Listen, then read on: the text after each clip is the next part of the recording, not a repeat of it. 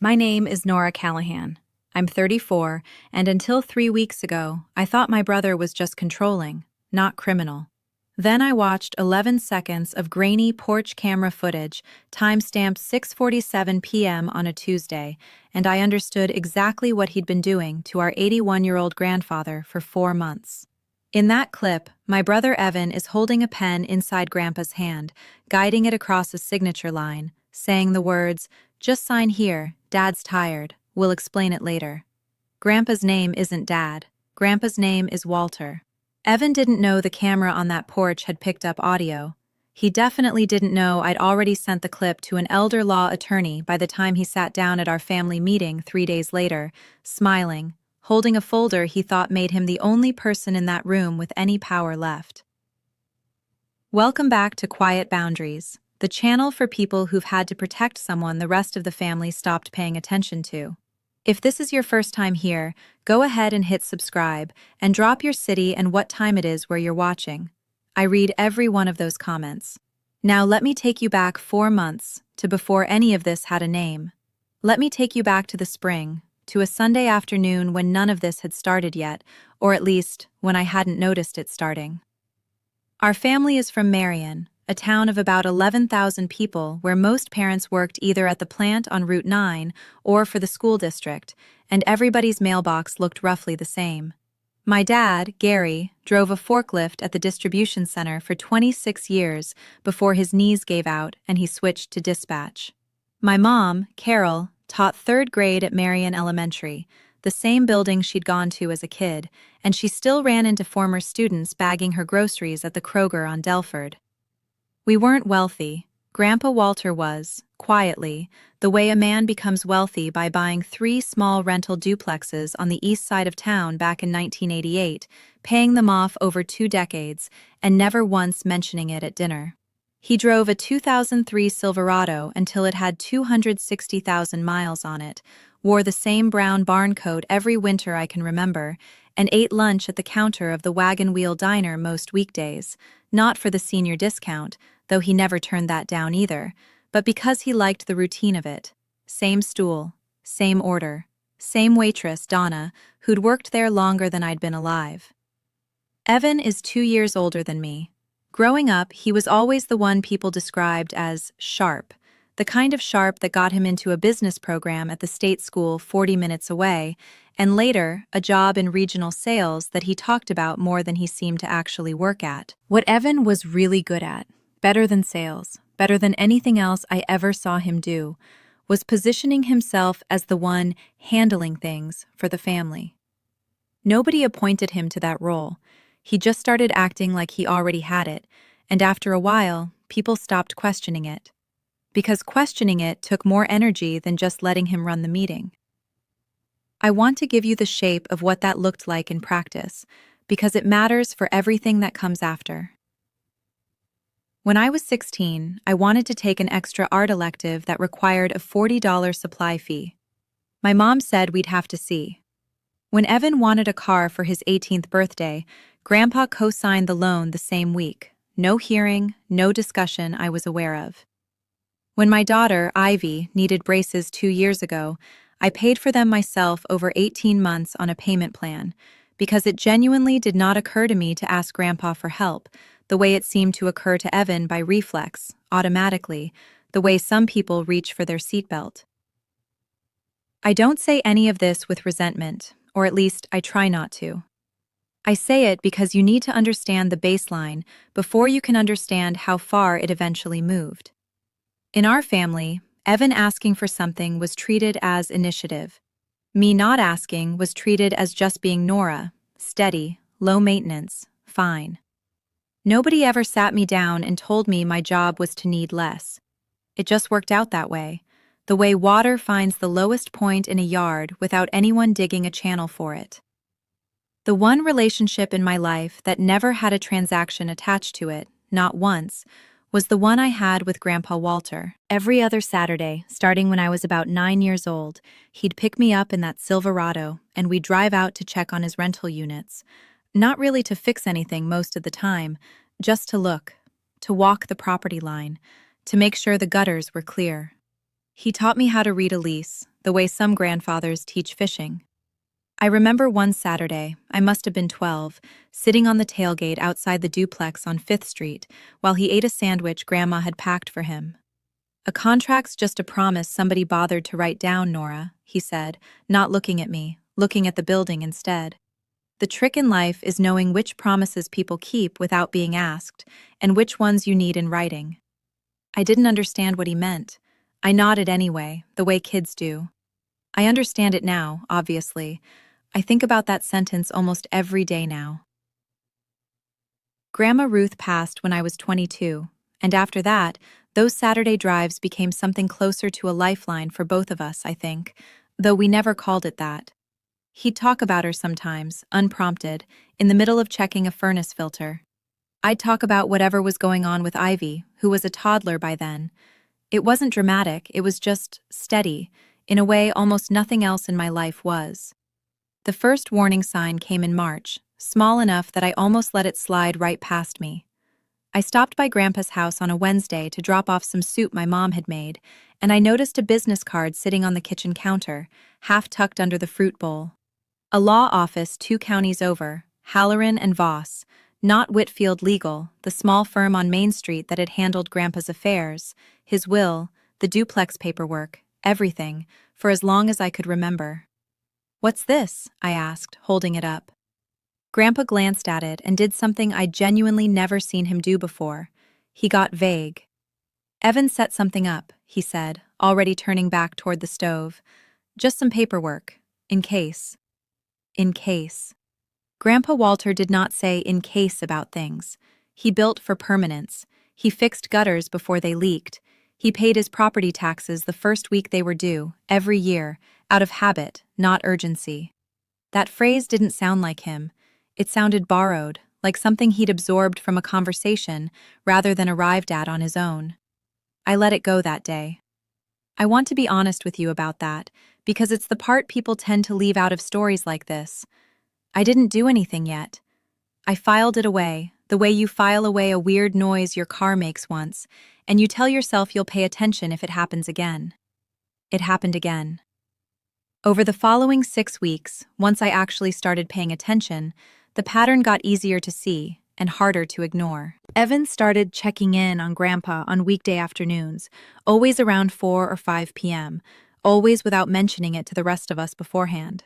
I only knew because Grandpa mentioned it once, offhand, the way you'd mention the mail carrier ran late.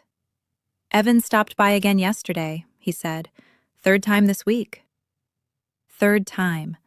I hadn't been out there once that week myself, caught up with a work deadline, and something about hearing "third time" made my stomach tighten in a way I couldn't fully justify yet.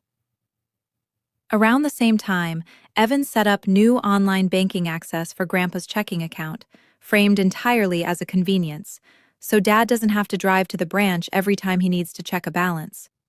What that access actually meant, functionally, was that Evan's email was now attached to every account alert, every deposit, every withdrawal, every low balance notification. Grandpa didn't know how to check that himself. He'd never needed to. He trusted the person telling him it was for his own convenience. At a cookout at my parents' house in late April, Evan mentioned, almost as a throwaway line while flipping burgers, that he'd been looking into some estate stuff, just to make things easier for everyone down the road. Nobody at that cookout asked a follow-up question. That's the kind of sentence Evan was good at constructing, responsible sounding, vague enough to discourage scrutiny, phrased so that questioning it would make you the difficult one. I asked one question. Easier how? Evan didn't quite look at me when he answered. "Just cleaning up some old paperwork. You don't need to worry about it." You don't need to worry about it. I've thought about that sentence more than almost anything else he said to me that spring, because it wasn't reassurance. It wasn't instruction. I want to tell you honestly what I did next, because I think it's the part that actually matters here, more than the drama of it. I didn't confront him. I didn't call a family meeting. I've spent enough of my adult life watching people torch a fragile situation by moving too fast, saying the wrong thing in anger, giving the other person time to cover their tracks before there was anything solid to stand on. So instead, I started paying closer attention, and I started keeping a written log. Dates, what I noticed, what Grandpa said, word for word where I could remember it. Nothing dramatic, just facts, in a notes app, time-stamped. The camera wasn't installed for any of this, not originally. I need to be clear about that, because it matters for how this all eventually held up. Grandpa had 2 Amazon packages stolen off his porch that winter, a set of reading glasses and, of all things, a heating pad for his shoulder, and I bought him a $60 doorbell camera, the kind that clips onto the door frame and connects to an app on your phone. I set it up myself on a Sunday afternoon in February, months before any of this started to feel like something. For weeks, it recorded exactly what you'd expect: the mail carrier, a stray orange cat that had adopted the neighborhood, Grandpa's own comings and goings in that same barn coat.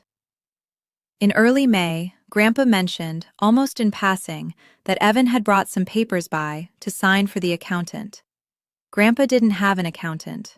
Whitfield Legal handled everything, and Whitfield Legal was a 2-person office that still used a fax machine. I asked Grandpa what the papers were for.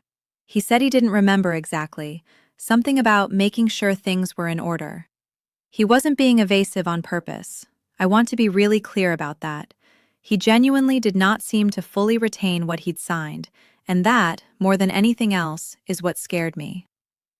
There was a moment, I'll admit, where I almost blew the whole thing by moving too fast. I drove out to Grandpa's on a Thursday evening, planning to just ask him directly, calmly, what exactly he'd signed. Evan's truck was already in the driveway when I pulled up. I sat in my car at the curb for a full minute, engine off, watching the porch light, trying to decide whether walking in right then would spook whatever was actually happening, or whether it would just look like sibling paranoia with nothing behind it yet. I decided to leave. I told myself I needed more than a feeling before I said anything out loud to anyone. That decision turned out to matter more than I could have known that night. The clip came in on a Tuesday evening in late May. A motion alert on my phone at 6:47 p.m. that I almost swiped away without watching, the way you do with 100 meaningless doorbell notifications a month. A squirrel, a delivery, nothing. I watched it twice before I understood what I was actually looking at. Evan, standing just inside the storm door, close enough to the microphone that the audio picked up clearly. Grandpa, seated at the hallway table, a manila folder open in front of him, a pen already in his hand, or rather, in Evan's hand, guiding Grandpa's hand across a signature line at the bottom of a page. "Just sign here," Evan's voice says, low and quick. "Dad's tired. We'll explain it later." Dad. Not Grandpa. Not Walter. Dad. Evan's word for our own father, slipping out in a moment he clearly wasn't thinking carefully about what he was saying, only that he needed a signature before Grandpa asked too many questions. Grandpa doesn't correct him. He signs where the finger is pointing. The whole clip is 11 seconds long, and it is, without exaggeration, the most unsettling 11 seconds I have ever watched. I didn't call Evan. I didn't call my parents. Not yet. I sat on my kitchen floor with my back against the cabinets and watched it a third time. And then I did the only thing that felt like it wouldn't make things worse. I called an elder law attorney the next morning, a woman named Patricia Ames, whose name I found through the State Bar Association's referral line, and I asked her, as calmly as I could manage, what an 11-second video like that could mean, legally, if it turned out to represent a power of attorney being executed under active direction from the very person who stood to benefit from it. She asked me to send her everything: the video, my notes log, dates, anything in writing. And she said something I have not been able to stop thinking about since. Undue influence isn't about whether he's physically capable of holding a pen, she told me. It's about whether, in that moment, he was actually the one choosing to sign. Patricia moved fast, faster than I expected. Within 3 days, she'd helped me understand that what we needed wasn't a fight. It was documentation. She recommended I request a copy of whatever had actually been filed, if anything had been filed yet, and she recommended, gently, that I not tip Evan off that I had the footage until we knew exactly what we were dealing with. That restraint didn't last long, because 2 days later, I got a text in the family group chat, the language unmistakably Evan's. Family meeting Saturday at Grandpa's, 2 p.m. Some things we need to go over together. I got to Grandpa's house Saturday at 1:55, and Evan was already seated at the head of the table, Grandpa's seat, the one none of us ever sat in without thinking about it, even as kids. There was a folder in front of him, closed, squared off perfectly with the edge of the table, the way people arrange things when they want you to notice how organized they are before you've even asked a question. My parents sat down across from him. Grandpa came in last, from the kitchen, and sat at the corner instead of his own chair, which I noticed and don't think I'll ever unnotice. Evan opened the folder and started talking before anyone else had a chance to.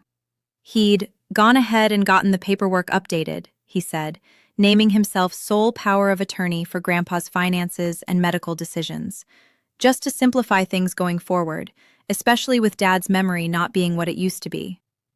He said this last part with a softness in his voice that I think was meant to sound like concern. My mother's face did something complicated, somewhere between relief that someone was handling it and a discomfort she couldn't quite name yet. I let him finish talking. That part mattered, Patricia had told me.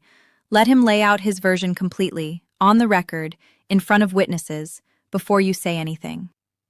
When he was done, I didn't raise my voice. I set my phone on the table, screen up, and pressed play. 11 seconds.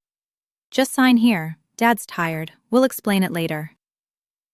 I watched Evan's face move through about 4 expressions in under 3 seconds.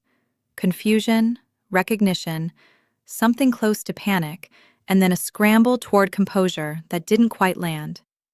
It was, I'll admit, the opposite of what he'd clearly walked in expecting from me.